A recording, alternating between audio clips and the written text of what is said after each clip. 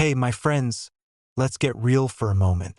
You're over 60, you've lived a hell of a life, and now you're standing at this crossroads. Maybe you're feeling that itch for companionship, that pull towards something meaningful with another soul. But here's the kicker. Life doesn't always play fair, does it?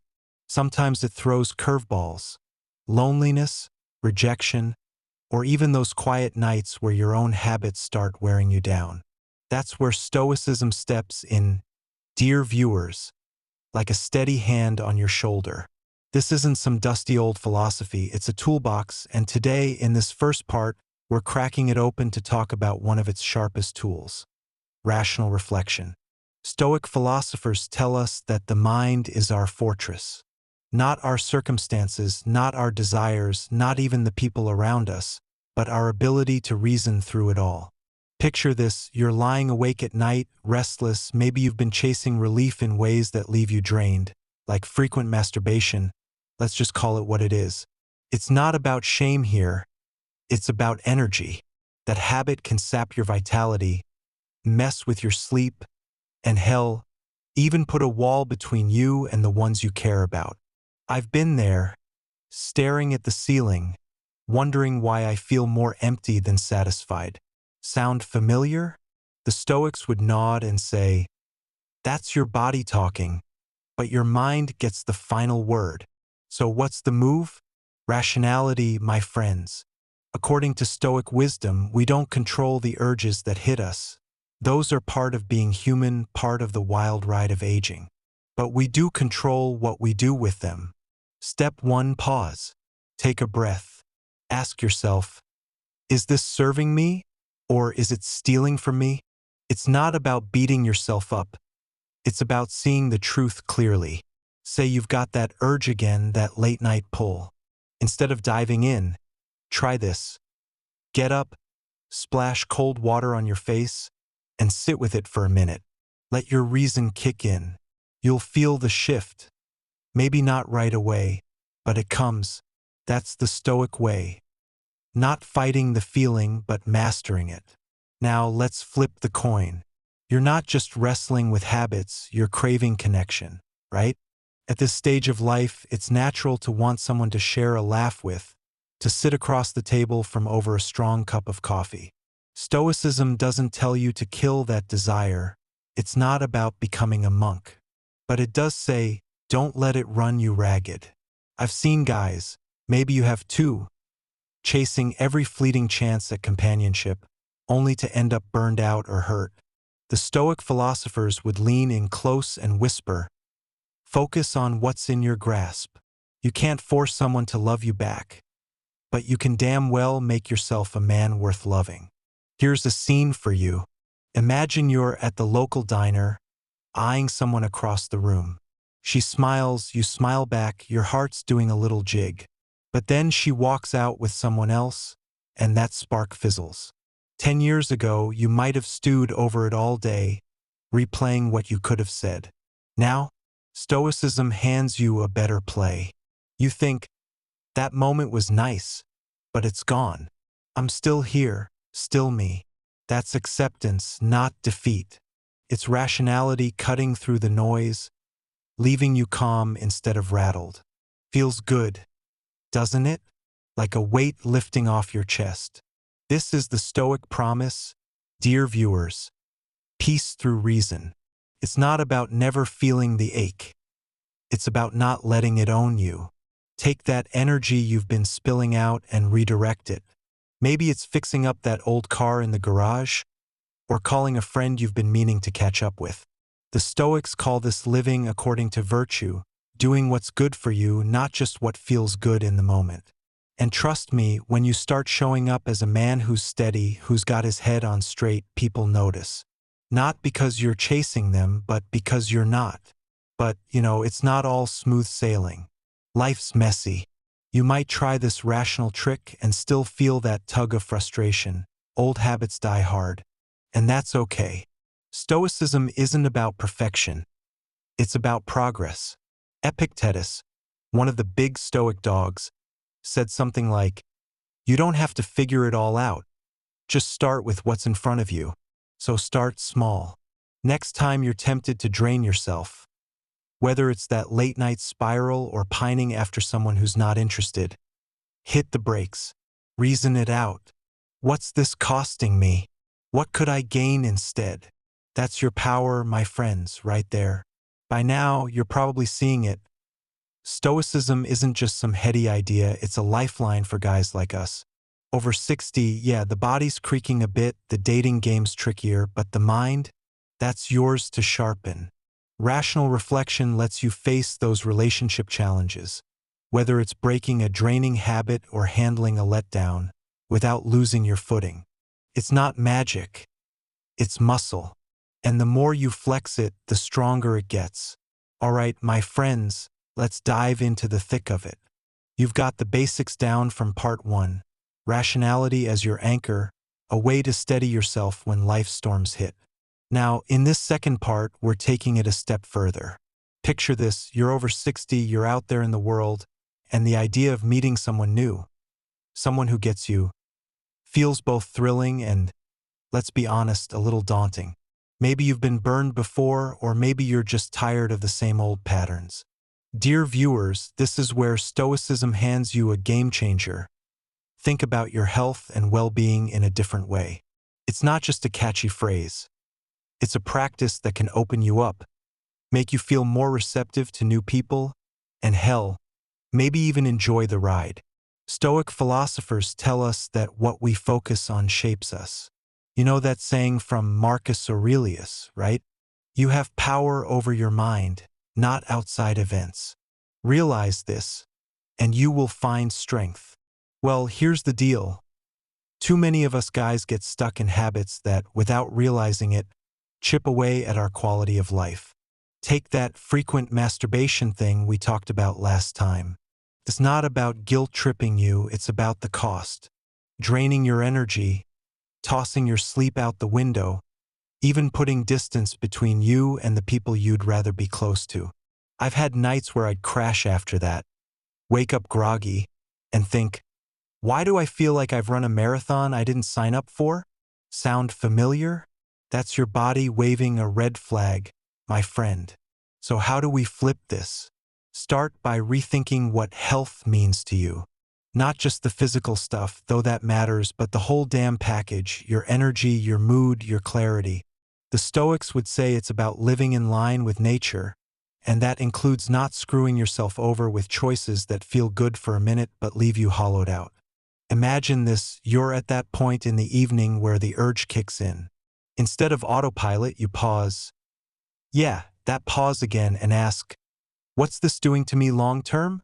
Maybe you grab a glass of water, step outside for some air, feel the cool night on your face. Simple, but it's powerful. You're not just dodging a drain, you're building something. A sense of control, a little spark of vitality. Now, here's where it gets good. When you start treating your well-being like it's worth something, you show up differently. You're not that guy slumped in the corner, half checked out. You're awake, present, dare I say alive. And that, dear viewers, is when you start feeling more open to meeting new people. Stoic wisdom isn't about shutting yourself off. It's about clearing the junk so you've got room for what matters. Think about it. If you're not wasting your energy on habits that drag you down, you've got more to give.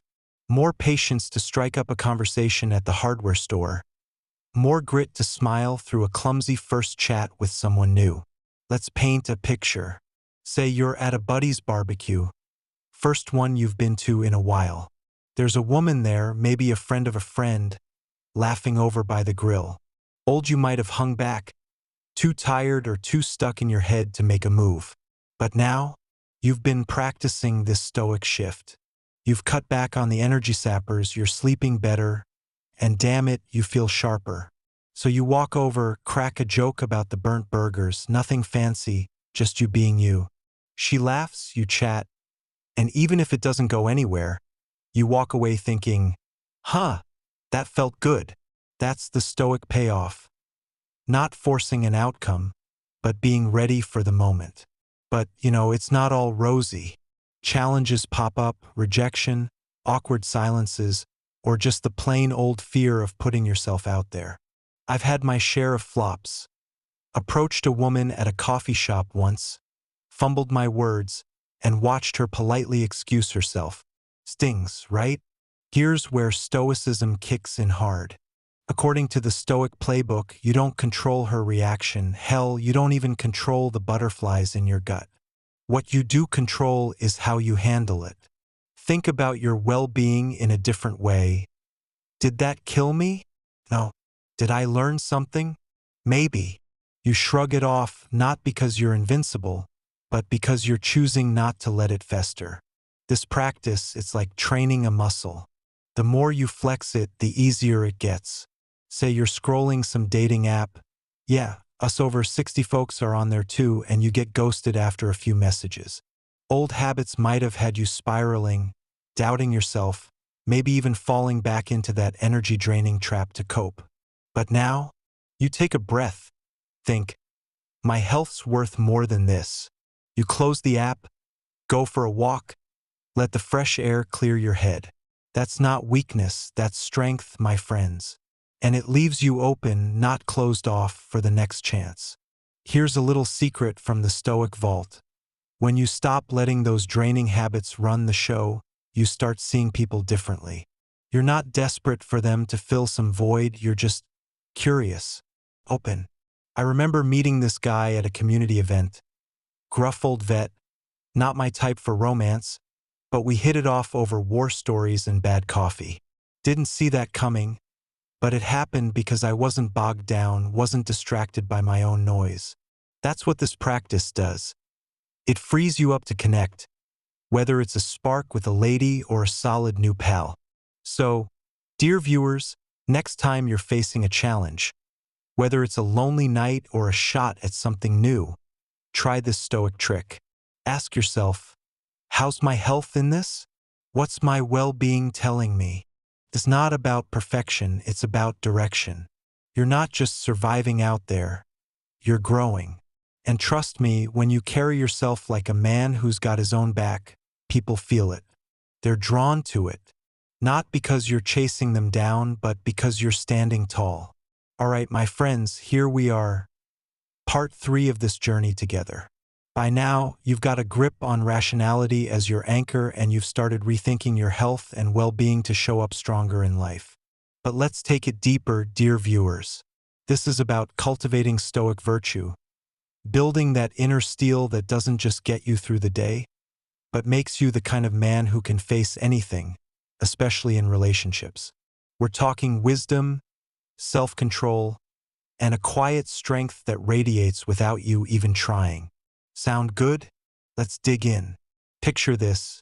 You're sitting at your kitchen table, coffee in hand, staring out the window. It's one of those mornings where the silence feels heavy.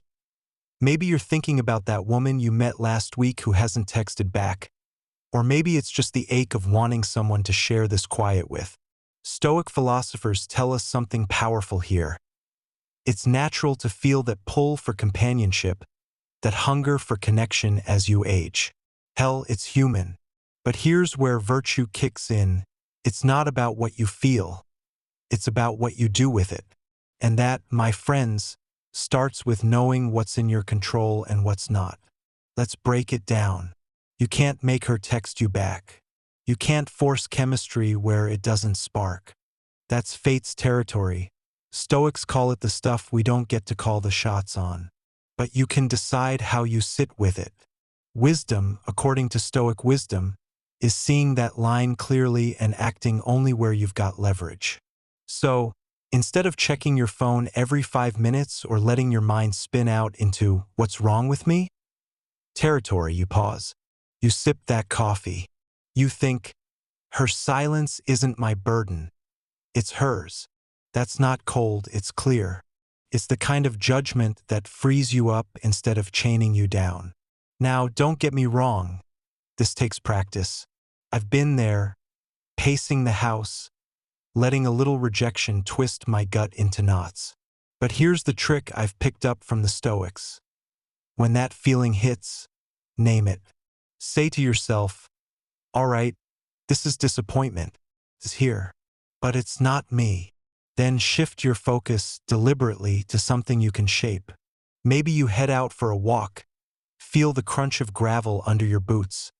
Let the crisp air snap you back to the present. That's self-control in action, my friends. Not stuffing the emotion down, but steering it with reason. And damn, does it feel good when you pull it off? Like you've just won a quiet victory over chaos. Let's paint another scene. Say you're at a social spot, a bar, a friend's poker night, whatever, and there's a chance to talk to someone new. You're over 60, so the game's changed a bit, right? Maybe you're rusty, maybe you're wondering if you've still got it. Stoic virtue says you don't need to have it in some flashy way. You just need to show up as a man of dignity.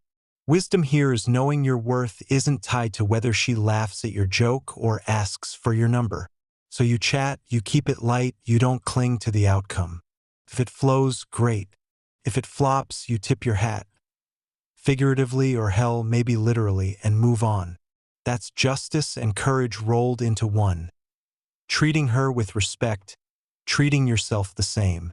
Here's where it gets real, though. Relationships, whether a quick chat or something deeper, test us. They stir up desire, frustration, hope, all that messy stuff. I remember this one time, met a lady at a community dance. Sharp wit, warm smile, the works. We hit it off, danced a couple rounds, and I thought, maybe this is something. Then, nothing. No call, no follow-up. Old me would have stewed for days, replaying every word.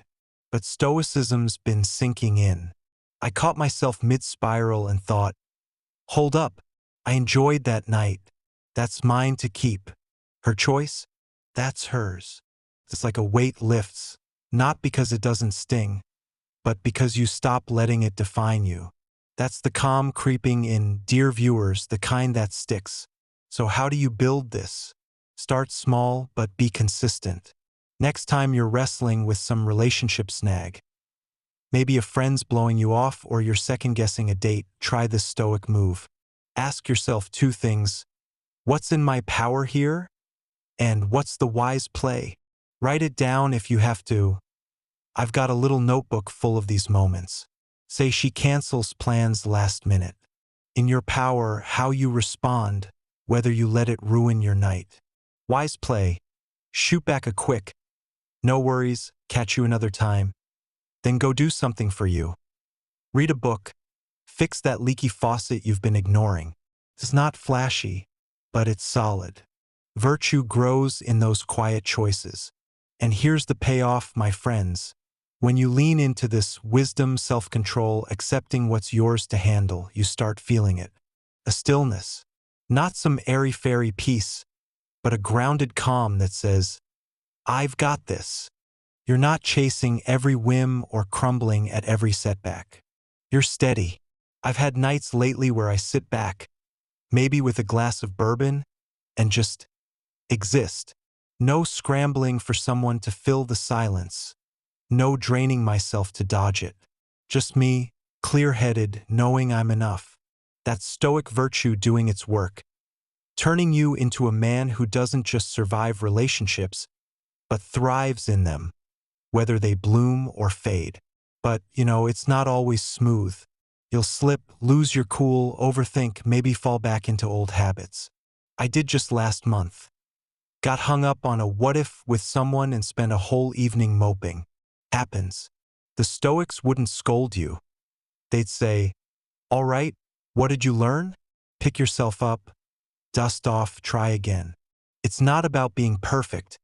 It's about showing up for yourself over and over, like lifting weights. The more you do it, the stronger you get. And trust me, there's nothing quite like looking in the mirror and seeing a guy who's not just older, but wiser. So, dear viewers, here's your challenge. Next time life throws you a curveball in this relationship game, and it will lean on the Stoic toolkit. Sort the controllable from the chaos, choose the wise path, and watch how it shifts you. You're not just aging, you're growing into a man who's got depth, who's got grit. That's the Stoic promise. Virtue isn't loud, but it's damn powerful. And when you carry it, people feel it, not because you're shouting, but because you're standing tall.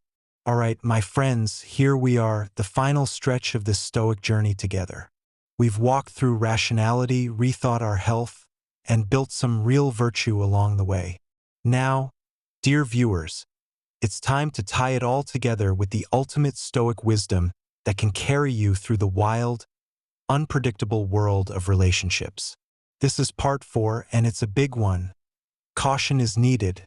Not everyone who approaches you has genuine intentions. Yeah, it's a tough pill to swallow, but it's the kind of truth that sets you free. If you let it. Stick with me, because this is where you find that deep, unshakable peace you've been chasing. Let's set the scene. You're over 60, you've got a lifetime of stories in your back pocket, and maybe you're feeling ready to share them with someone new. You're at a community event, say a little wine and cheese thing down at the local hall. Someone catches your eye. Sharp dresser, easy smile, comes over and strikes up a chat. You're vibing, talking about old cars or that trip you took to the coast years back. Feels good, right? That spark of connection, that desire for good conversation, for someone who listens and understands. It's what keeps us human. But here's where Stoicism steps in with a firm nudge. Hold on, my friend. Not everyone who walks up to you is carrying the same intentions you are. Stoic philosophers tell us to lean on reason like it's our best friend. And in moments like this, it damn well is. Epictetus would sit you down and say, "Look, you don't control their motives. You don't even get to peek inside their head. All you've got is what's in front of you. So judge it wisely." Picture this guy at the event. He's smooth, asks all the right questions, maybe even hints at meeting up again. But something's off. Maybe he's pushing too hard, or his eyes don't quite match his grin. That's your cue, dear viewers. Caution isn't paranoia, it's clarity. It's the Stoic art of stepping back and asking, what's really going on here? Now, I've been burned before, haven't we all? Met a woman once at a friend's dinner, thought we clicked over a shared love of jazz. She was all charm, kept the conversation flowing, even got my number. Next thing I know, she's asking for a loan 2 days later. Hit me like a freight train. Here I was, craving a real connection, and she saw a mark. Stings, doesn't it? But here's where Stoic wisdom turns the tables. Instead of spiraling into, "How could I be so stupid?" I took a breath and thought, all right, that's on her. I showed up honest. That's mine to keep. It's not about shutting down your heart. It's about guarding it with your head. So how do you practice this? Start with the pause. Yeah, that old Stoic trick again. Someone new comes into your orbit. Friend, date, whatever. And your gut's doing a little dance of hope. Don't jump in blind. Pause. Watch. Listen. What are they saying? More importantly, what are they doing?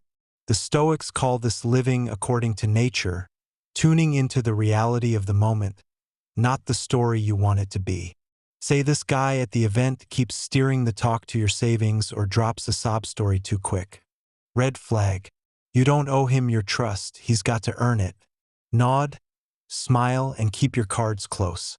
That's caution in action. My Stoic philosophy tells us that true peace in relationships, whether fleeting or lasting, comes not from blind trust, but from the disciplined use of reason and self-control.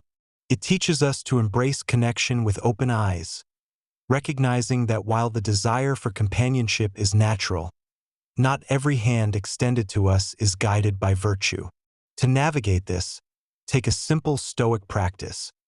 When someone new stirs your interest, step back and reflect. Ask yourself, what do their actions reveal beyond their words? This isn't cynicism, but wisdom, a way to protect your inner calm while remaining open to what's genuine.